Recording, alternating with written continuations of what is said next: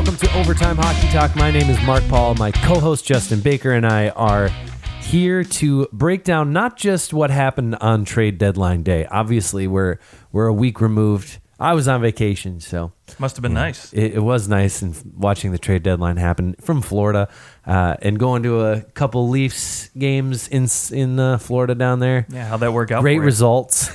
Great results. Except for when the Leafs scored to go ahead 4-3 against the Panthers. A guy behind us, also a Leafs fan, was very excited, jumped out of his seat, and actually went flying over top of our seat, hit my dad. He spilled his wine, and the guy fell. Luckily, there was an empty chair right next to him. So let's rewind though really quick and talk about, you said spill the wine. Spilled the wine. My dad got wine at a hockey game. Yeah, I just want to clarify. Yes. Okay. This guy, he, of course, spills his wine. He's like down on the ground and was like, "Oh man, sorry, I don't know what happened. I don't know how this happened." Obviously inebriated, right? And I think he was with his mom. Wait, how old was this guy? Probably he was like older than us. Probably like had to have been late 30s, something like that. And he goes, "Oh man, sorry. Did I make you spill your wine?" My dad says, "Yeah." He goes, "Oh, sorry, bro." No, doesn't ask like, "Hey, can I get you another drink?" Like, yeah, I know they cost $20 for a glass of wine. But can I toss you some money? Can I give you a tenner or something? And nothing. And then his mom leans over and was like, "Did you lose any of your wine?" My dad goes, "Yeah, most of it." And she's like, "Oh, sorry there, eh?" Sorry there, eh? Just because you say sorry, and you say sorry, not sorry, that doesn't mean you're polite. It means you're an asshole when you spill someone's drink like that. But at least it was our team that was scoring the goal. So I guess if there's any caveat to that, there was that. It was fun. So we were 2-0 on our trip. Congratulations. Yeah. We missed the trade deadline, but actually it's a good thing because we have some games under our belt. We've seen some of these guys end up in the lineups where they're at, and that kind of gives us a little bit more of an idea of what these teams are going to look like moving forward. So we're just going to run through these trades, and we'll take a look at maybe what the impact has been so far and how we expect their impact to be the rest of the year. So let's start a couple days before the deadline. Andre Kasha has now, he's had a little bit of time to acclimate himself. By that I mean he's played one game for the Bruins so far. But the deal itself, Kasha for, of course, Backus, Axel Anderson, and a first-round pick. Your thoughts on Anaheim giving up on Kasha? Well, we knew coming into the deadline that Anaheim was willing to take some money back, right? And of course, by doing so, they're, of course, going to obtain a better return than maybe they would if they just did a straight-up player for a pick or whatever have you. And let's be honest, too. They didn't take all of Backus' salary. I think they left 25% with Boston. But still, Boston has to move salary out to get a guy like Kasha. And even though his salary is only $2.6 million, but I think Alex Anderson, he's a good prospect. I think there is some potential there, but you got to think too for Boston, right? That first round pick they gave up, you're looking at a mid-late-ish, maybe 20. You would assume they're probably going to go a little deep in the playoff, at least to the second round, maybe first round, depending on who they got to play. I don't know, but so you got to think you're looking at a 20-ish pick. So in a deep talent. In a deep pool in the draft, I think you can still get a quality player there at number 20. And let's not forget, Kasha's best season was a 38-point season in 2017-18. He did only play 66 games that year. Last year, he only played 30 games. He had 20 points. This year, he's got 23 points in 50 games. Yeah, I do love his game, though. He is a great two-way player, and when he's healthy, he's very, very effective. Even on a terrible Ducks team, he was pretty good when he was healthy. But the problem is staying healthy, right? So if you're Boston, you hope that he can play a full maybe 70, 75 plus game season, and so they got one more year left with him, which is great on his deal. And then he's an RFA too, right? So. And so he's still hanging around there, but. For Boston, it gives them a little depth. Right now, they don't have to have Charlie Coyle up on that second line. They can throw him down on the third line, let him center that, or vice versa. They can move Kasha down, Coyle up. So you don't have to stack your top two lines. Now you get a little bit of breathing room with your third line. Right. Yeah, and a $2.6 million cap hit for a team that's generally up against it. He's some cost control involved with him. Yep.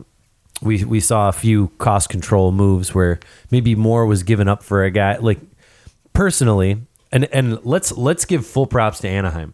They drafted Andre Kasha in 2014, 205th overall in the 7th round. Wow.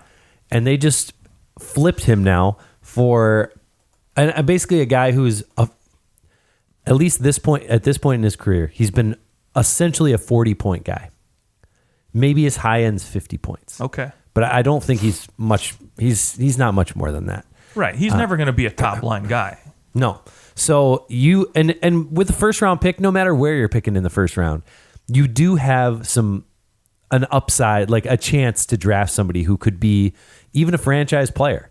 I mean, Ryan Getzlaf went 26th overall or 24th, something like that. Yeah, but I mean, like I said, with So a deep you have a pool chance of talented guys coming in to the draft, you can snag a pretty decent player in the first round there. Yep, absolutely. Well, okay, let's move on to Vegas giving up Cody Eakin for what essentially is a fourth round pick. Yeah, there are conditions to this pick, right? So it's a 2021 fourth round conditional pick, and the condition is it upgrades to a 21 third round pick if Winnipeg makes the playoffs or re-signs Cody Eakin before July 5th. So no and in there, it's just one or the other. Yep. Winnipeg, we know right now, sitting on the bubble. They're fighting Nashville and Calgary for those wild card spots. So initially when I saw this trade, I thought, okay, cool, it's a nice little depth move because don't get me wrong, I think Winnipeg, obviously they have Mark Scheifele at center, but beyond that, their depth in the center position isn't really that great. No, and I mean that has been their issue is that they trade for Paul Stastny Jets. No pun intended. Actually, no pun intended. Then they trade for Kevin Hayes, and he leaves for Philadelphia. And so now they just didn't want to give up that higher pick to bring in the guy. There really wasn't a center available like that they could have gotten. So instead, you trade for a guy like Cody Eakin, who is a third line center, as opposed to maybe getting a guy who could play in the top six, like a Kevin Hayes, like a Paul Stastny. But you're playing them down in the lineup. Yeah, I mean, I like the move for. It's really a no risk for Winnipeg, and essentially we found out later it was a way for Vegas to clear some cap. And Cody Eakin does have a pretty high cap hit for what he is, $3.85 million for a guy whose best year is a 41-point year last year. He's a third line center, in my opinion. That's what he is. And he only has 10 points through this year, just not having a really great year. So I think good move all around. I guess the one downside is he's not a UFA at the end of the year. He'll be a UFA. Okay, he is. Yeah. Which, I mean, again, when you're giving up a fourth round pick for a guy that's probably, again, no pun intended, good and jet this summer. Yeah, it's fine. It's a low risk, high reward kind of move because again they needed help at the center position and now you don't have to have Blake Wheeler play your second line center. They right now they have Cody Eakin slotted in there between Line A and Ehlers. How long that's going to last, I have no idea. Yep. But we'll see it again. But it gives Winnipeg the option to now put that top line that was so dangerous the last couple of seasons back together. Kyle Connor, of course, he's already another 30-goal season. Blake Wheeler, we know what he can do. He can give you 70 assists every single year. He's phenomenal. So we'll see what they do now. All right. Kovalchuk goes to the Capitals. This one really flew under the radar. Even when watching all the coverage on deadline day, there wasn't a whole lot of chatter about Kovalchuk going to Washington. And I actually remember on our previews, like predictions for things, I said it would be great if he could go here. There's so many Russians on this team. Of course, Ovechkin's like the leader of all the Russians throughout the National Hockey League anyways. Right. Like I see it, like if there's one guy who the Russians are pointing to, it's oh my gosh, Ovechkin. Yeah. And so I love the move. It kind of brings these two guys who both Kovalchuk obviously a little bit older, but kind of came in same generation, and have teared up the league. It'll be interesting to see if Kovalchuk can continue the pace that he was doing with Montreal. Like, he played very well with Montreal. I mean, kudos to Montreal, who's they gave up a fifth round pick for Marco Scandella, flipped him for a second round pick, right, and then signed Kovalchuk for nothing, $700,000, but he only played 22 games for them. So in reality, they paid him like $150,000, and they get a third round pick for him. So thus far, good asset management. Thus far, not a great start for Kovalchuk. In 2 games, he's got no points, and he's a -3. But I guess we'll be willing to give him more than 2 games to feel it out. And I think this is more of a playoff move because, let's face it, he's not going to get those top 6 minutes that he was getting in Montreal. Sure. And that's definitely helpful. And and don't get me wrong, I think he's the type of guy, too, for those who don't know, he loves to set up like Ovi at the top of the circle and just whale that slap shot, right? So power play time-wise, he's not going to get a ton of it either because Ovi can hang out there for a minute and a half, minute 45 all day long and just rip it at the top of the circle. So, he'll get 20, 15 seconds of power play time at best.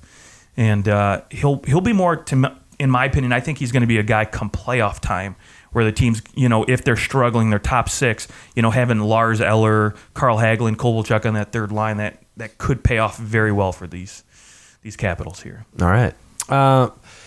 Let's go to a trade with your Detroit Red Wings.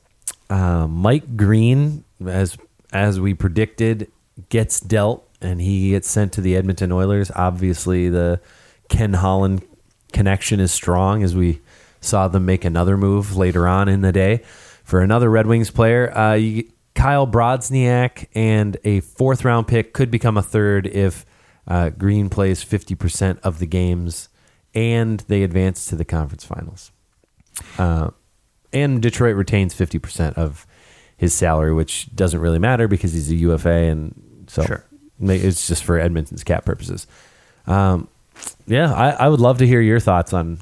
Honestly, I'm totally fine with this because Mike Green's had some health issues. He hasn't been that same 30, 40 point offensive threat that he was when he signed with Detroit.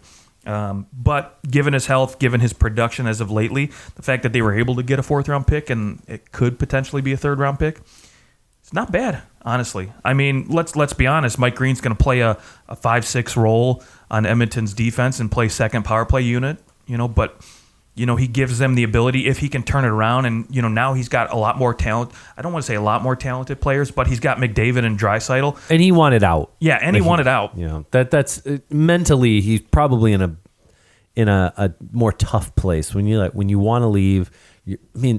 Let's be honest here. Let's pull back and look at what this Red Wings team is doing right now.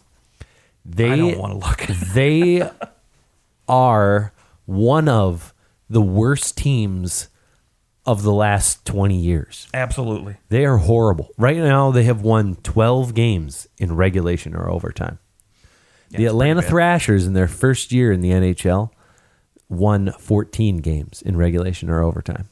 Now, there was no shootout. So, obviously, that's where 3 of Detroit's wins have come in the shootout. So, we're going to we'll leave those to the side. Even if we say that that's like 3 of those games was a tie, it's a pretty bad 12 games. The one number that looks really bad to me is 18 games left. Yeah, the one number that looks really bad is the goal differential, right? You look at 120 essentially, in the negative, and the next worst team is San Jose, and I think they're only 46. It's not even close. Actually, the next worst is Ottawa, 47. Is it? Yeah. Okay. Yeah, they're just miles beyond everybody else. It's pretty bad. I think the worst goal differential was Washington in their little 4-win season. Yeah. And it was like 300 or 200 and something. I can't remember off the top of my head, but it was pretty bad. But for Detroit to get something back, I'm actually kind of surprised they didn't, get rid of a lot more UFAs. But hopefully for Green now, his mentality turned around. He's going to go to a place where he knows he's going to compete for a Stanley Cup. He gets to play, like I said, with McDavid and Draisaitl in front of him. So now he's got better guys to dish the puck to, and hopefully that'll turn into a little bit better production, and then again gives Edmonton, some better options on the back end, which has really been their Achilles heel for a long time. All right. Mike Green, great, nice little easy pickup there for the Oilers. Nemesnikov goes to the Colorado Avalanche for a 4th round pick. Nemesnikov has really fallen from grace. Like, if you remember, just in 2017-18, he's on the Tampa Bay Lightning. He's 20 goals in 62 games, 44 points, and pretty earlier on in that year, he was playing on the top line. He was actually playing with Kucherov and Stamkos as their left winger, kind of that like net front presence, going to the corners kind of guy. And he was the perfect fit. It was the perfect line for him. They trade him to the Rangers. That was when they acquired Ryan McDonough. And he goes to the Rangers. He ends up with 2 goals in 19 games, only 4 points. And the following year, last year he has 31 points. Goes to Ottawa. He's got 25 points in 54 games. But man, he is almost like a different player. Like, nobody's putting him around other talented guys, and I think that he maybe is one of those guys that needs to be around some line drivers. Like, he's not a guy who's going to drive a line, but he's a really nice complementary piece, and I don't know why nobody's figured out how to use him, because Tampa was using him just fine. Now, of course, you go to a Rangers team that's rebuilding, and he was on their top line, but there wasn't really much chemistry there, which wasn't really happening for him. So far in Colorado, through 2 games, he's got an assist. But I think if he's used properly in Colorado, that this deal is actually could become one of the most significant deals of this day. Well, I will say, given their injury, the injury bug that's going around in Colorado, they just, I don't know how long Ratnan's going to be out, and with Kadri, I don't know when he's coming back either, if he even has, but. So given their injuries that are going around, I think this is a great depth piece that gives you a little bit more flexibility to have a guy who has proven he can do 30, 40 points, and so if you can move him into your top 9 somehow, and it gives you a couple more options, and you can give other guys a little bit more of a look. And then if worst case scenario, now you just throw them up, maybe with Andrei Burakovsky, and maybe you try to get that little Russian connection going and see if they can't help jumpstart it. But I like it. Okay, so one of the biggest deals of the day, Jean-Gabriel Pageau goes to the New York Islanders. Already seeing just a big impact from him in his first game as an Islander, where, unfortunately, he kind of threw a suicide pass down the middle and and got his guy exploded, and he goes and gets in a fight, ends up his first game. He's got a goal and 17 penalty minutes, I think is what it was, when all was said and done. But through 2 games, he's got a couple goals, and he has fit in beautifully. Maybe the best fit thus far out of any deal made on deadline day. Yeah, he's right now he's slotted in as a 3rd-line center, although I don't think that's where ultimately he's going to spend most of his time anyways. But with that said, I think this guy he fits their system very, very well because he plays a great 2-way game. He's an excellent centerman. He knows how to take draws. He's got speed. He's got all the tools I think Barry Trotz would want for somebody in his system, and that's why they were so quick too to hand him out that extension for $5 million per. Yeah, for the next 6 years. 6 years, a 6-year deal. They give up a 1st-round pick, which it's conditional on the Islanders selecting if they select in the top 3, they win the draft lottery. So that's not going to happen. So right. They get this year's 1st-round pick, a 2nd-round pick this year, and then if they win the Stanley Cup this year, then they get a 2022 3rd-round pick. So it's a 1st and a 2nd-round pick, which in my mind, the Islanders could they win? They could win another round. This pick could be. They could lose in the 1st round just as easily as they could win, I think. I think they're very much a team that going in, other than the fact that Barry Trotz is their coach, and we know that Barry Trotz can pull some things out of his butt with a team that maybe is a lesser talented team. He has the horses. Like, Lou Lamoriello has done a very good job at going, this is my coach. These are the guys that he's going to need to have this system work. and he has given him those guys. Like, they went and they signed even like simple Leo Komarov, and they kept Jordan Eberle around because he was such a good fit with Barry Trotz there. They bring in Derek Brassard, who he hasn't been the worst acquisition for the Islanders. No, and at $1.2 29 million points in 61 games at 2 point, exactly. So they've been able to bring in the right guys for his system, and even Semyon Varlamov. We talked, when they signed him in the summer and they chose to let Robin Leonard go. We weren't sure how Varlamov would play in the system, and he's done beautifully. It really hasn't missed a step. Yeah, my one concern, though, and especially with this deal and how quick they were to hand out an extension, is they have a lot of guys here that have a lot of money. They're a little bit, I don't want to say older, because they're all 28, 29, most of these guys. Late 20s for the most part. So they got guys that have term signed to these extensions, right? And you still got to pay Barzal, who, in my opinion, is going to garner over $9 million a season. As a center, a guy who, number one center. But the difference is, he had a phenomenal rookie season. Absolutely. Behind John Tavares. He comes in, he's the top center. He puts up 62 points and 18 goals. Now he's got 18 goals in 63 games. He'll eclipse his 62-point total last year with 19 games left to go. My guess is he ends up somewhere in the 65 to 70-point range. Yeah. Which is probably good for, I think, more like 7.5, 8 million. It's probably where he ends up. I put him closer to 9 personally. When you look at what Kevin Hayes got and what he's doing, that's going to be a real big comparable. And Barzal's going to say, hey, if this guy gets $7 million and look what I'm doing, I'm your number one, the price is going to go up a little bit there. But with that said, for a team that struggles to score goals, right? JG Pageau, to me, isn't the answer in terms of goal scoring. He's going to provide some great two-way hockey, and he's going to help a little bit with that depth scoring on your third line. But, if they get into struggles, again, scoring-wise, they don't have any wiggle room to really get themselves out of that crunch. Right. Which is going to be a concern. And, again, let's talk about the other deal that almost happened, too, and that was Andrew Ladd going to Minnesota for Zach Parise. Right, that one was, they both waived their clauses to move. The deal almost happened, so I think this is something they could revisit in the summer. And again, while I don't maybe necessarily think that improves the goal scoring a ton, it would definitely be a better acquisition than having Ladd eat up cap space. But yeah. So we'll see. Someone has to eat up cap space. It might as well be Parise. Absolutely. Okay, probably the most unexpected deal of the day: Vinny Trocheck getting dealt to the Carolina Hurricanes for Eric Haula, Lucas Wallmark, Chase Prisky, and Edu Luisterainen. Okay, there we go. I tried. Better than I would have said.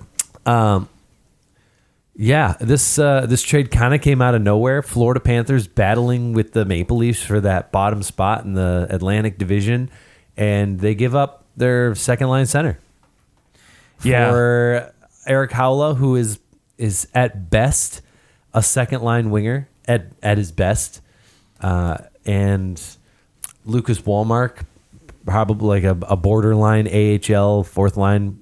Yeah, he's going to provide some depth at in their minor league system, but they did get a couple nice prospects, I will say.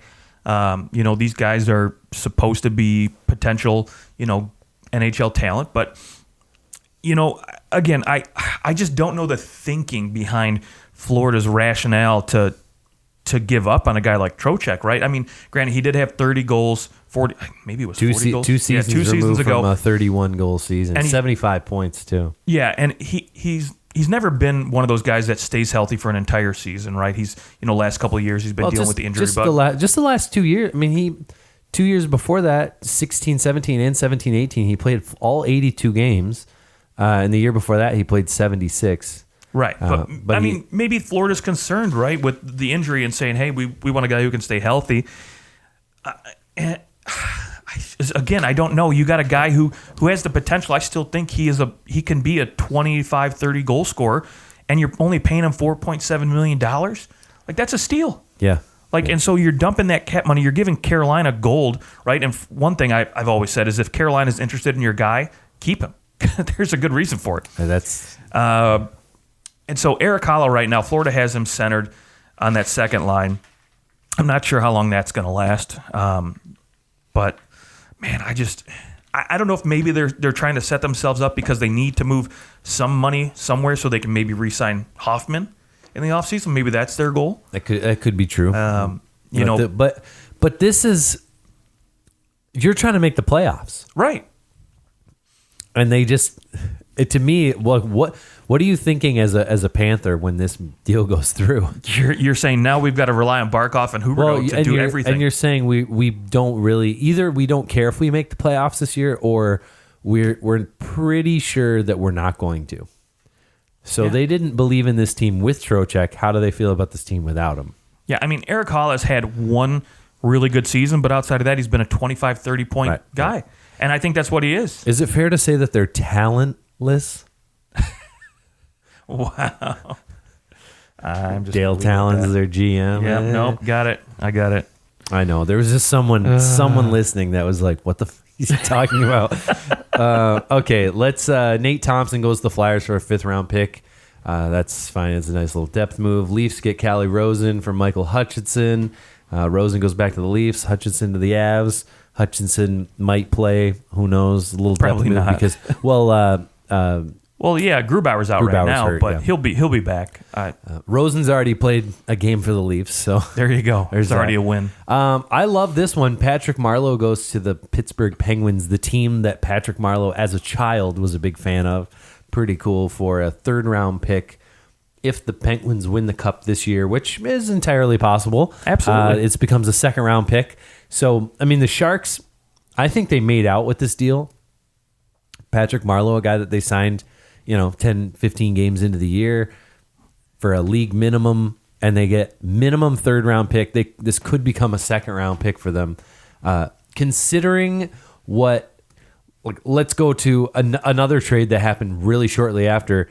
The Sabres get Wayne Simmons for a 5th-round pick that maybe becomes a 4th-round pick. If it meets several, just way too many conditions. There's no way. First off, why the frick did the Sabres trade for Wayne Simmons? Second off, this condition, if Simmons plays 10 regular season games, okay, well, yeah, that'll probably happen.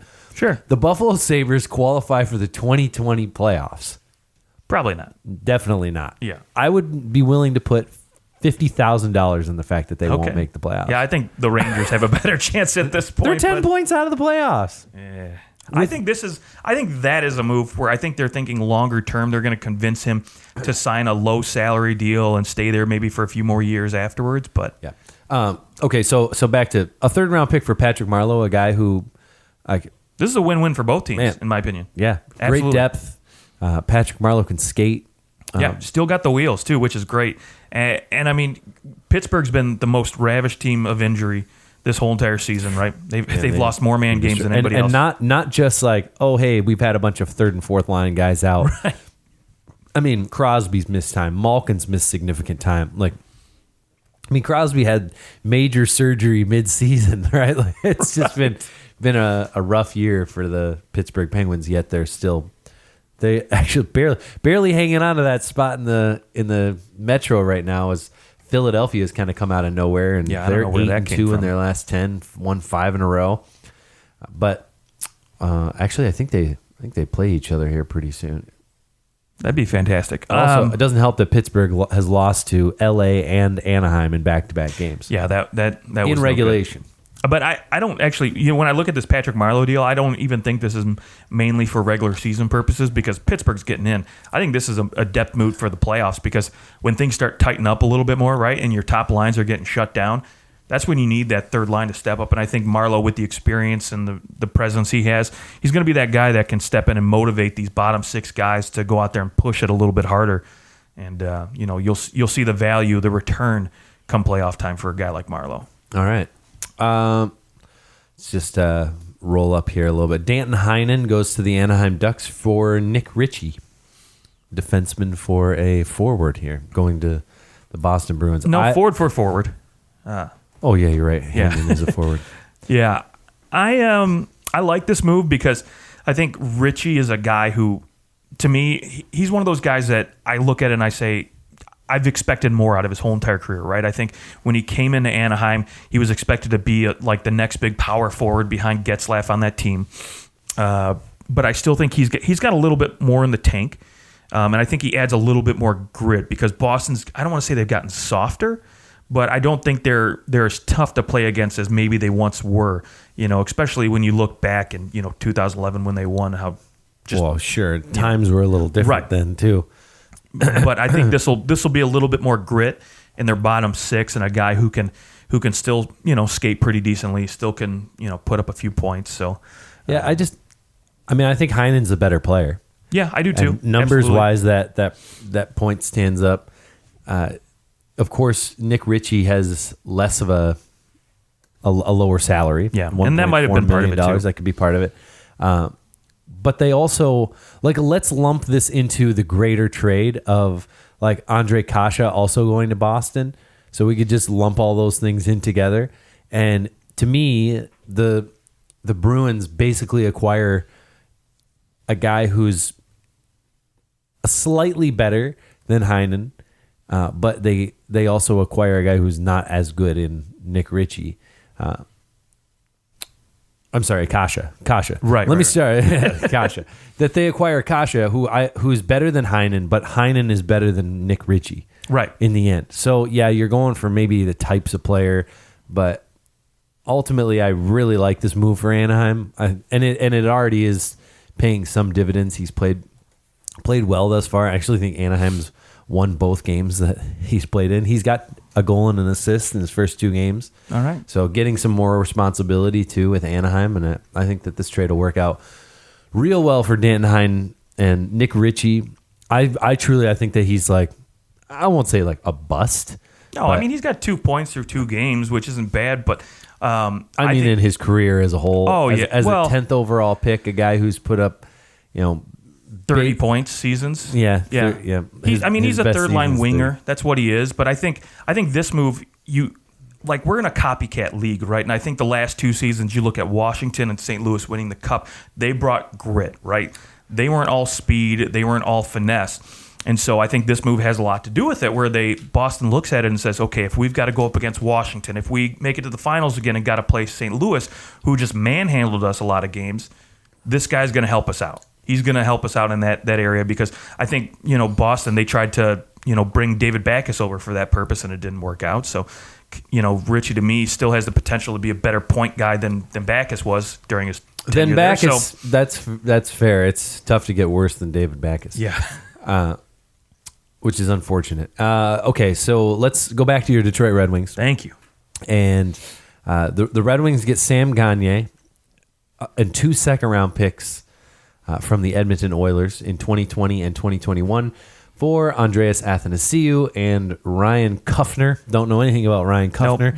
Nope. But this move, I think, was a much better haul than what they got for Mike Green from the Oilers. Absolutely. And your thoughts on what you guys were able to get back for Athanasiou. 2 second-round picks was great for a guy who, let's face it, Athanasiou can be a 30-goal scorer. You hate saying his name right. I love saying his name right. Athanasiou. No, it's Athanasiou. Look at Athanasiou. Stop. Athanasiou. Who is it? I think it was... There's no ants in his name. Ken Daniels. He's you got to pronounce it as, and nice to see you is how to...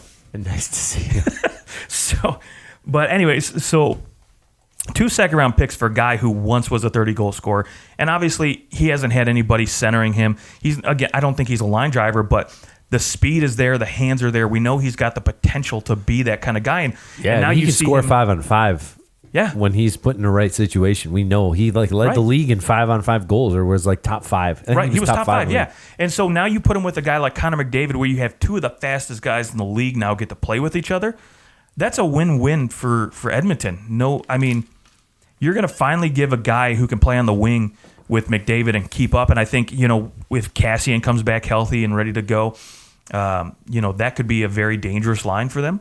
And now you get the better part of that is now you have the option to put Draisaitl on that second line with Nugent Hopkins and Yamamoto when he comes back healthy, because that line was tearing it up while McDavid was out, dealing with injuries. So Yep. I think now you get more options. And then if, worst case scenario, you start to struggle a little bit in the playoffs, you put Draisaitl up with McDavid, and then guess what? Nugent Hopkins, still a very capable number 2 center, now gets to, play with Anthony Ciu, and I think that's still a good landing spot for him anyways.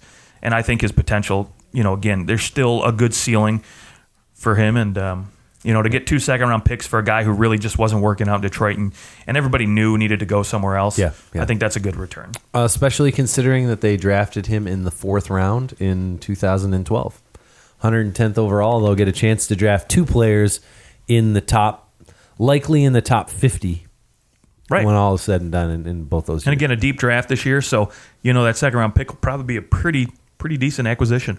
Yep. The Oilers also get Tyler Ennis from the Ottawa Senators, and so that was a nice little depth move for the Oilers. I really think, I don't know about you, but in terms of the Oilers in the playoffs, I think that they've kind of cemented themselves into the playoff picture.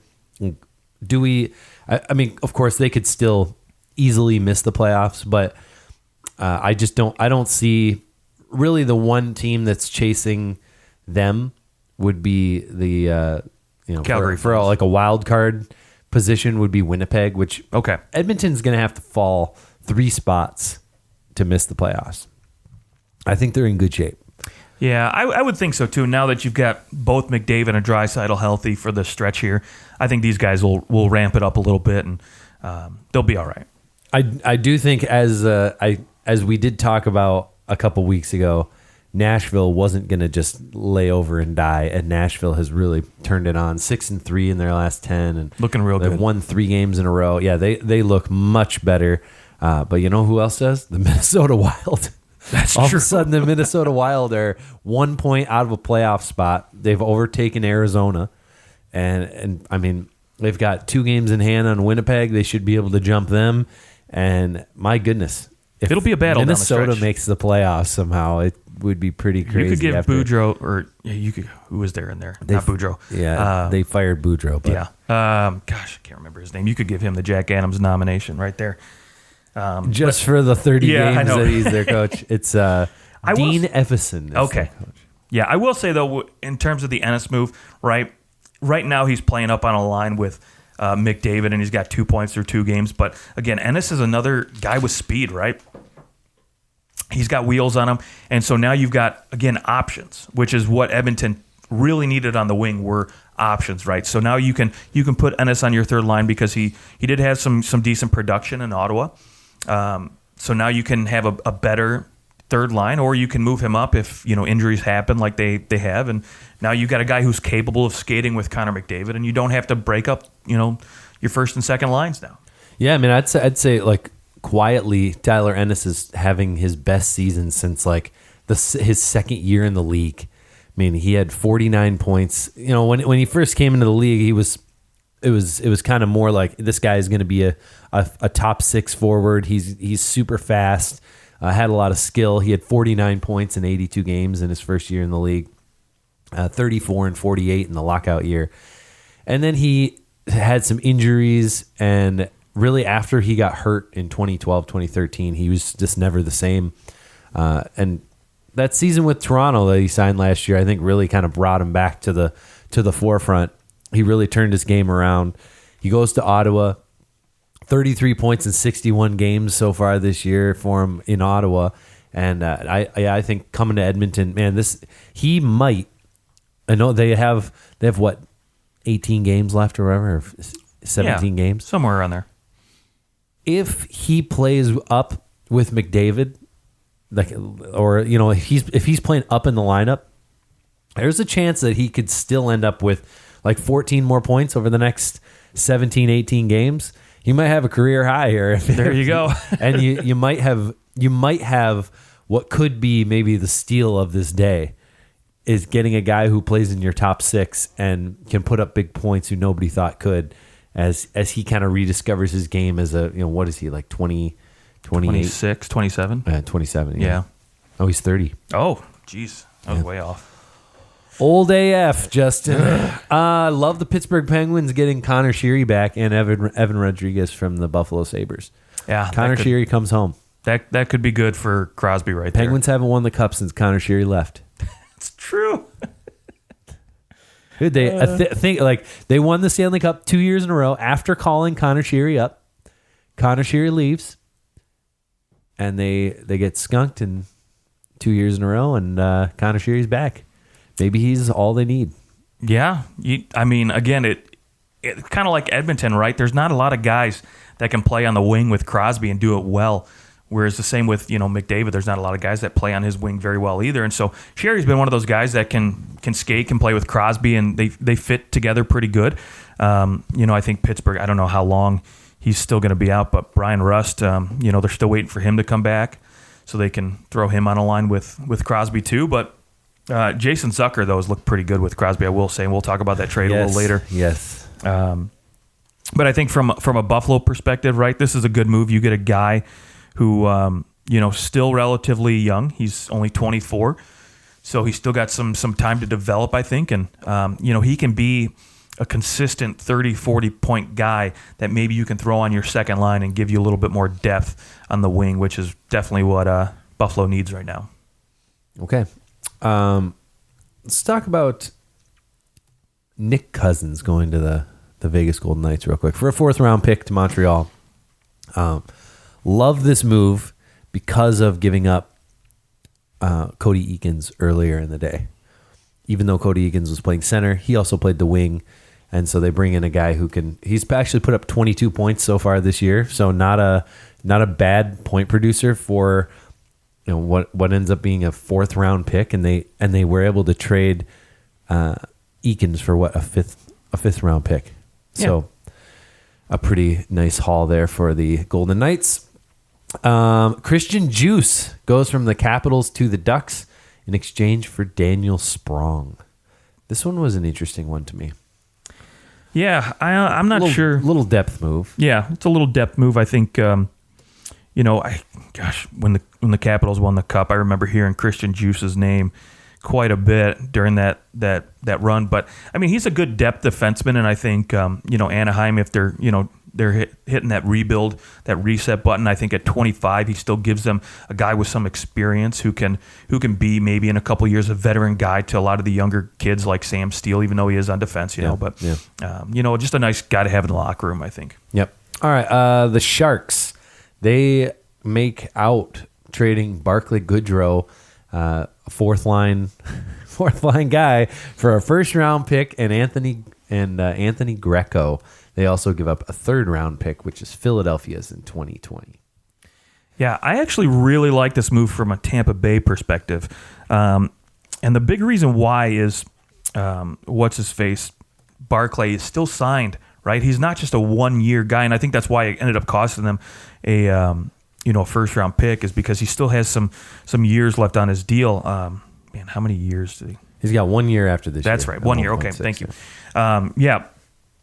But I think he's a guy who can come in, give you some bottom 6 minutes. He has a good two-way game. He's a good penalty killer, which I think Tampa Bay will never say no to, because then they can keep their more finesse, talented guys give them a little bit of a breather, keep them off the ice, and then you can go throw your Anthony Cirelli's, your Alex Killorn's out on the penalty kill and give guys like Stamkos and Braden Point a little breather. But so he'll be a nice depth move for them. And again, for a team that's a little bit up against the cap, with a lot of higher end salaries, he'll be a guy that fits in that bottom 6 real nice at a low cost. Yeah, I understand giving up your 1st-round pick. It's essentially a 2nd-round pick. No, it's not. You know what? That's what people said last year. Oh, it's essentially a 2nd-round pick, and then you know what it ended up being is like 20th overall. Yeah, I'll give you that. You don't know what's going to happen. Now, of course, you're taking a risk, and you would, as the Tampa Bay Lightning, it's an appropriate risk to take. I just don't really I think there's other players and other teams that if you had said, "Oh, we'll give you a 1st-round pick for your 3rd-line guy over here," that they would have done it. Yeah, absolutely. And it's I understand he's making 1.6. I know that next year it's very likely that a guy like Tyler Johnson or Andre Palat or Alex Killorn will be dealt, and that leaves for a guy like Goodrow to move up into the lineup. You have some cost control. At a little under $1 million, I don't mind it for a good, bottom six guy who kills penalties. I think if he goes out and does what he was brought in to do and doesn't try to be anything more, I think it'll be a decent steal for them. That is, again, assuming that Tampa Bay goes a little deep in the playoffs and this ends up being a late first round. You're telling me that the Detroit Red Wings would have been unwilling to give up Andre Athanasiou for a first-round pick? No, well, okay. So here's my thought on that, right? Detroit definitely would have given Athanasiou up for a first-round pick. However, the problem is as I'm sure Tampa Bay wisely knows, is that he's an RFA after the season, and he's going to want $3-4 million. So they can't afford to give him that anyway. So yeah, obviously these teams are doing their homework, but there's just far more that I would want to acquire with my first round pick. It seems to me like even a guy like, I don't know. Well, I'm sure there are a lot of other guys that, you or I or a lot of other people would have pointed at and been like, okay, for a guy that has term and, low cap it, I would have much rather given up my first round for that guy, right? But and the fact that they also give up they gave up a first round pick and Nolan Foote for Blake Coleman. That's a better deal. Blake Coleman at least is he's a goal scorer. Yeah. But again, we'll see how this deal pans out, right? I know Tampa Bay did their homework. There's a reason they wanted this guy. And apparently, the two guys they got, Coleman and Goodrow, they had those two guys pinned for we need to get these guys. Right. So they know something we don't. That's why they're being paid the money to scout, and we're not. So, hey, speak for yourself. All right, let's move to Sami Vatanen going to the Carolina Hurricanes for Frederick Claesson, Yanni Kokkonen, and a conditional fourth-round pick. Yeah, which becomes a third-round pick if Vatanen plays in 12 regular season games or Carolina makes the playoffs and he plays in 70% of their playoff games. Yeah, not bad. Which I think will likely happen. Yeah. Gosh, another one that we called here on OT Hockey Talk. That's right. Quite proud about that one. Here. Yeah, I do like this move because, again, you get a right-handed shot, right? I think with Dougie Hamilton being out, I'm not sure how long he's going to be gone. Brett Pesce's gone too now. They definitely needed to bring in a defenseman. We know they did bring in another defenseman. I'm not sure why they brought in both these guys, but we'll find out. Because Dougie Hamilton's also hurt. Well, yeah. But I like Sami Vatanen. He has mobility. He has the ability to move the puck up and down the ice quickly. He can still be a decent point producer. So you get a guy who, when he was in Anaheim, right, he was looked at as a potential really good top four guy. And then being a right-handed shot too, right? Those things are very hard to come by, especially at deadline time. You usually end up paying a little bit more. So I think for what they sent over, even if it is a conditional pick and a couple prospects, I think they did get their money's worth for sure for a guy like Vatanen. I just don't understand why New Jersey, how did New Jersey not get more for Sami Vatanen when the Montreal Canadiens got a second freaking round pick for Marco Scandella? All they can get, Frederick Claesson, he's a career AHL. That's really all he is. Maybe a bottom pairing guy if things pan out. Sami Vatanen though is he's a 40-point defenseman. In the right system, and when he can stay healthy, he's a 40-point defenseman. And Yanni Kokkonen, he was taken in the second round. He's actually having a pretty nice season in the American Hockey League right now. He's got 42 points in 52 games. He's never produced. He doesn't have a point in the NHL yet. Obviously, they're hoping that he can be a player for them. But, to acquire what they acquired for Sami Vatanen seems like you should have been able to, if the Lightning are giving up a first-round pick for Goodrow, how are you not at least getting something more than right? Defensemen are more valuable. Let's face it, especially right-handed guy. My thought process, I had two thoughts on that. Brady Shea goes for a first-round pick. I know that Vatanen's a free agent at the end of this year. That does come into play. But my thought process is, one, Sammy Vatanen's never played a full 82 games. So you don't know what kind of guy you're going to get in terms of health. So you might get a guy that, and again, maybe so how he plays are those the rest conditions of the year. not like it's a conditional 4th round pick? I think too, probably a 3rd. It'll probably be a 3rd. But you look at, and I think, given where Carolina is, I think they probably expect this guy to walk at the end of the year. They're probably not going to re-sign him. So maybe they weren't willing to give, but I think where the trade ended up being at the end of the day, right? I think New Jersey maybe was steadfast in saying, hey, we want a 1st-round pick. Maybe nobody was willing to give it to him for a guy who has never been healthy for a full season. And then finally they had to take the scraps because everybody was backing out. All the defensemen were gone. Yep. Picks were moved, and they're like, crap, we got to take what we can get. So they get some decent prospects, guys who could be, decent players, not top 6 guys, but, could be potential, NHLers. And then you still get again, a 3rd-round pick. So they get something. All right. Robin Lehner goes to the Vegas Golden Knights essentially for Malcolm Subban and a 2nd-round pick. Love this deal. Yeah. Love it. Beautiful deal for them. Yeah. I think this deal in and of itself guarantees the Vegas Golden Knights make the playoffs. Yeah. More importantly, it's you keep Marc-Andre Fleury fresh for the playoffs more than anything else. I mean, don't get me wrong. I still think Vegas is going to win this division. They've won 8 in a row now. So yeah, they've been on fire. They're 6 points up on Vancouver and Edmonton. I don't think they'll be relinquishing that division lead Not at all. No. I hope Stone gets back soon. He was out there last game. I'm not sure what his status is. But, again, all things aside, Robin Lehner is going to be a quality goaltender that's going to give them good starts when he's in there. You're essentially putting in another number 1. It's like having Tuukka Rask and Halak in net. Like Boston, they're not worried about who's playing minutes for them in net. So same with Vegas, right? They never really had a lot of faith, a lot of confidence in their backup position, and Lehner solidifies that for them for the stretch down here. And obviously Vegas isn't going to re-sign him. They don't have the cap money to do it, and I think Lehner could potentially end up back in Chicago, but. Like I said, he gives Marc-Andre Fleury some rest down the stretch. Yep, and that's exactly what. And plus, at the same time, he also gives. And by the way, Mark Stone not on IR or anything, so he'll be fine.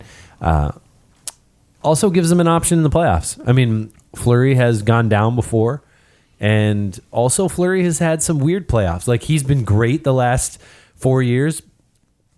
But it just gives you options. I think that having those options and having the competition behind you is never a bad thing.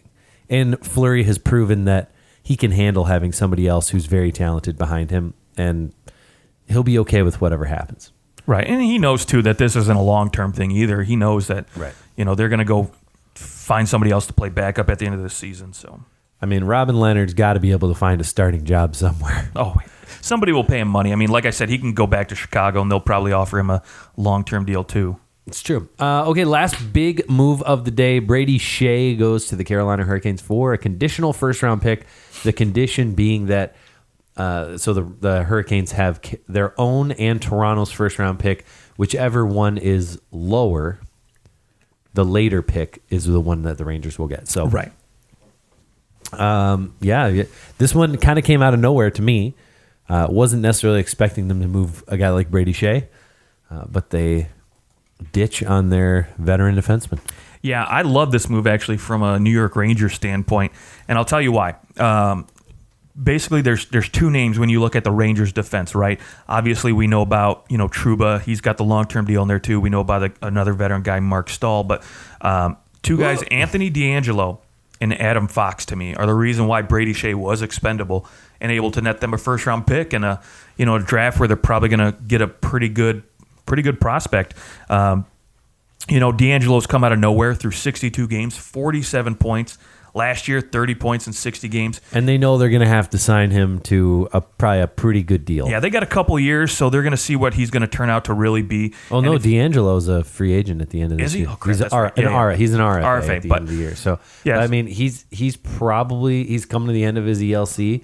I mean, based on what he had 30 points last year, and he's got 47 this year through the same amount of games. So he's probably going to want $5-6 million at least. Yeah, it's likely for a short-term deal. Either you sign him to a shortened deal, Yeah. a little bridge deal, or he gets maybe 6 years at $5 million apiece. Right.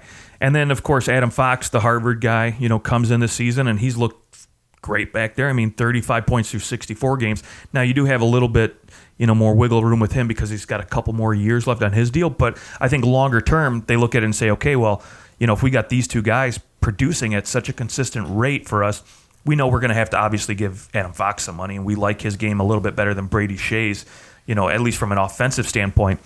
And so, they're going to have to pay him again that Anthony D'Angelo money, same thing too, and made Brady Shea a little bit more expendable for a guy who's kind of, I don't want to say struggled this year, but hasn't looked as good as he was when he signed with them. Yeah. So now let's go back down the old trade deadline history. Remember, well, it wasn't trade deadline. It was last year, April 30th was when the Hurricanes traded Adam Fox to the New York Rangers.